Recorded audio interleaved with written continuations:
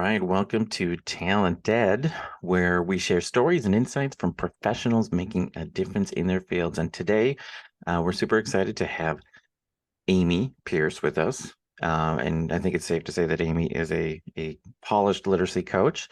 And we all know that reading and writing are the building blocks of education. And with Amy's expertise, we're going to uncover some things and some secrets to fostering the love of literacy and unleashing the power of words in our students' journeys today. So with that, welcome Amy to TalentED. Thanks, Eric. I'm excited to be here. All right. So, Amy, please tell us a little bit about yourself and your background, like where you're from, and what do you want to talk about today? Perfect. So as you mentioned, I'm Amy Pierce. I live in Lake Elmo, Minnesota, so just outside of St. Paul. I am what I consider a literacy leadership coach, servicing the greater Minnesota and Wisconsin area. I work closely with school districts who are very intentional about improving the outcomes for their students in the area of literacy. And I do that through job embedded coaching. And literacy is a big topic in Minnesota right now. We have a lot of professionals that are going through letters training.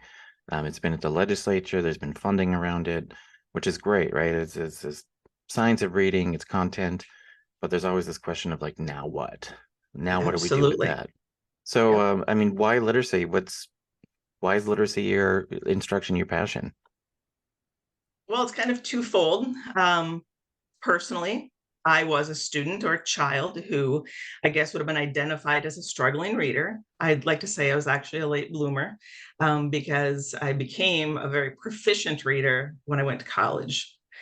So I have it, it's a very personal thing for me. I remember struggling in first grade, learning to read. But I grew up in a home where there were no books. I didn't have parents that read out loud to me. And Hmm. so I was a little bit behind. But I remember just having that mindset right away. There was something wrong with me. What am I not doing? And so I worked my way through school. I struggled and never had the reader mindset. I did okay grade wise. Obviously, I went to college, but I never had a reader mindset. When I was in college, I thought, you know what? I kind of like kids. I think I want to be a teacher. So what did I do? I got an elementary teaching Hmm. degree, and it was the degree and the work with students right away in the kind of the preschool kindergarten range that started showing me, oh, this is what needs to happen. I was that little kid who struggled learning to read, and now as a teacher I had those same students, and I was actually very surprised, like, how is this still a thing? How is it Hmm. that school still does not provide the instruction and the practice for students needing, to become a good reader? And so the passion just lit in me as a teacher right away. And I worked my way through with primary school teaching. I became a middle school reading specialist there. It was kind of like, hey, here, you get the kids that don't read yet, you fix them, which was a huge undertaking. But I just progressed through my profession, moving through, elementary teaching, reading specialist, literacy coach, literacy coordinator for Rochester Public Schools. And it's just always been my passion. Like, we as educators need to do better when it comes to literacy outcomes for students. Well, and that's what we're hearing right now, right? And this is part of the push that's been happening around making sure that all of our teachers are prepared for this idea of reading. And because we've seen a gap, we've seen a gap growing between those students that have books at home and those that don't. And we need to do more here at our schools to make sure that those students are being successful. So, this takes a little bit of leadership in schools. Takes a lot of leadership, and I would say that it takes teacher leadership and it Hmm. takes obviously administrative leadership. I think what's great about the new legislation and the science of reading is nobody's really arguing what needs to happen. We all know what needs to occur for all students to have the right instruction they need. But now it's just, how are we going to make this happen? And I've been a literacy coach since 2007. I'm kind of surprised that, I know I'm one person, but I have spent my career improving instructional practices and outcomes for teachers and students. And it's just surprising that it's still not improving. And so, that's kind of my second passion is job embedded professional development. Mm-hmm. We all know workshops don't work. It's a sit and get sometimes. But what I love about what I do is I get to be in the classroom with teachers, with students, applying these principles and practices of science of reading.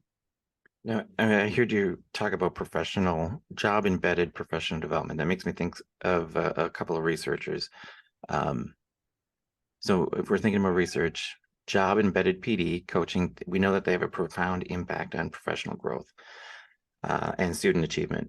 So thinking about Bruce Joyce, Dr. Beverly Showers comes to mind here. So their findings highlight the effectiveness of job embedded PD, right? Which occurs within educators' daily work and emphasizes, that power of coaching right on the spot. So, and integrating new knowledge and skills is hard, but we want to do that directly into the classroom and not just sit in a back room, right, and get the PD. So, it's kind of bridging that back room into the classroom, collaborating with colleagues and coaches, personalized coaches, teachers that can improve their instructional practice and really positively impact learning outcomes. So, I mean, in light of their work around job embedded PD, I'd love to hear you talk about it a little bit. Like, what does that look like with you? So we all know kind of the gradual release of responsibility model Mm-hmm. with teaching students. Same applies to adults. And so as an instructional coach, there has to be first and foremost modeling. Watch me. I've spent my life's work and my passion around what does high quality literacy instruction and assessment look like. So Mm-hmm. first watch me. I'm going to do it. Then we are going to do it together. And that's really the secret sauce. That's where teachers learn. It's when they can apply these new principles after observing it and they get the coaching. Dr. Jeff Wilhelm calls it cognitive apprenticeship. And so it's like modeling the thinking behind your strategic, what I call power moves. Like Mm-hmm. as you're teaching a lesson and you're looking at the effect it's having on students, which is a formative assessment move, you've got to pivot. And some teachers they struggle with that pivot. So I might be teaching a well-crafted lesson that is aligned to science of reading, but if I'm acknowledging in my check for understanding that only 2 of my 30 kids Mm-hmm. just got it, I've got to pivot. I've got to do something different. And I think that's where teachers need job embedded coaches to collaborate with. Mm-hmm. They need someone that says, hey, stop right there. What if we tried this? And so that's kind of my favorite thing is when I'm co-teaching or collaborating Mm-hmm. in classrooms with teachers. Like most of us haven't had the luxury of a coach in our classroom. Mm-hmm. And that's the funnest part of my job ever. And then of course I release it to the teacher. So after there's a lot of we do it together, then the teacher's ready to go on their own. They do the modeling for me, and I provide them what I call procedural feedback. Hey, Eric, I noticed that when you read out loud today, 100% of the students were following along. And when you called on Amy to read, she was able to read proficiently and fluently Mm-hmm. as you just modeled. That's an example of how I give teachers feedback. Well, and that's the magic, right? This is why Amy is so valuable as a literacy coach, is she knows how to do that job embedded formative feedback, giving on the spot um, corrections or feedback in positive ways as well. Do you have any like specific example stories of success where you've had job embedded PD, maybe that made a significant difference in improving a teaching practice? Like story time. Everybody loves Oh story my time, goodness. Amy. Like I said, I've been a coach since 2007. I will tell you, probably the one I'm most proud of was when I launched a literacy coaching career down in Rochester, and was kind of in charge of a school that needed some improvement. Went through some literacy coaching at the U and with the Minnesota Department of Ed, and it was the use of formative assessment to drive instructional practices that I'm most proud of because I saw the result. In Mm, 1 year of job embedded coaching, where we used formative assessment to change instruction, we had 20% gains in our state assessment scores. wow. It was pretty profound. I mean, Brenda Casilius, who was the commissioner of education at that time, came to our school and she said, "What did you do?" I said, "This is it." It was common formative assessment, common instructional language. every child got what they needed, when they needed it, and at the point of need. And everybody aligned, all the adults aligned instruction to that formative assessment. And of course, we were data driven. We were looking at data every single week. All right, what was the effect? Because if the effect wasn't great, we stopped it, or we adapted it, or tried something different. So that's probably my most profound or most proud Yeah, for moment. sure. Proud coach moment. All right. I'm going to shift us a little bit. Are you Okay, ready for a shift? sure. We've been talking a lot about literacy, and obviously part of literacy is reading books. And I have a personal passion around a lot of books, both professional books and fiction books, nonfiction books, but even around children's literacy. I'm a big fan of children's lit. Still do some work with children and book clubs and podcasting with children around books. So I got to ask you, what is your favorite children's book? And then, as I tell the kids, you got to tell me the why. Okay, perfect. That's actually a no-brainer. The one book, and I actually have it right here, that actually changed my life as a child is Frog and Toad Are Friends. Mm, And it's not so much that it was these great stories of friendship, and right, the messages were great for students, but it's the fact that the publisher took all of the short stories and published them into what looks like a chapter book. mm, And so that struggling reader in me in first grade, watched everybody else fly, and my best friend was reading chapter books. And when all they did is changed it into a chapter book structure, and I could mhm, read it because I had read all the short stories. And this gave me the reader identity of, I'm a good reader. Look at me, I can read this book. So I mhm. still have it to this day. It's the most profound childhood book that I have. And there's quite a funny chapter in there about a swimsuit. If you haven't read Frog and That's Toad, Oh, it's the best one. that is the best one. Okay. Lightning round, fiction or nonfiction? What's your favorite? I'm a nonfiction. I Uh, am. I actually have to make myself read novels. I'm a nonfiction girl. And right. as you can imagine, mostly education. Mostly education. So, favorite professional book? Do you have one? I have several. Uh, Okay, show and Brene tell. Brown, anything by Brene Brown. She's my favorite author. I've read all of her books numerous times. I use all of her principles. You can see a lot of my Mm-hmm. books are all flagged. Favorite coaching author, anything by Elena Aguilar. This one is Mm-hmm. a new one, of course. It's 7 Habits of PD. But she's written The Art of Mm-hmm. Coaching Teams. She's got a new one out that's right over there called Onward. That's about Onward. incorporating social and emotional learning into the classroom, which we all know learning to read and write is social and emotional. Um, and my newest favorite is Shifting the Balance by Jan Birkins and Carrie Yates.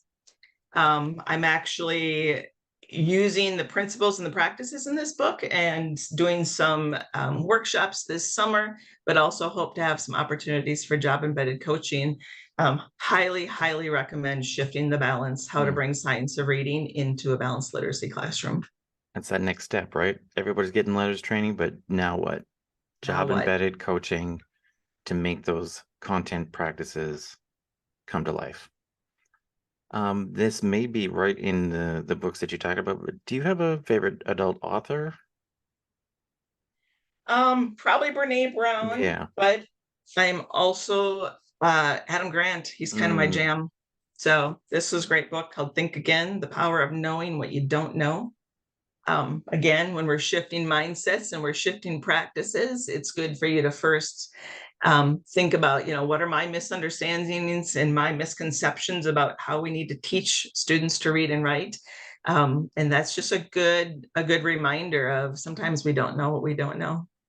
and he has lots of great quotes that are put out all over social media. So if you don't have a chance or haven't had a chance to follow him in any places, follow Adam Grant. There's Do lots it. of good little one-liners that make you think. Yeah. Okay, I Yes. mean, call to action. What do you want our listeners to go out and do? What should they do? Well, I'm a literary friend, so I'm always going to talk about what they should be reading. I definitely recommend reading Shifting the Balance this summer. But I also recommend collaborating with others. Like I read a lot, but I need to talk to people about it. And so as you're reading this summer and thinking about how can I incorporate the science of learning, or excuse me, the science of reading into my classroom, feel free to reach out to me. That's what I do. I love to collaborate. I love to take concepts and principles into practice. And so I think people need to do some reading this summer.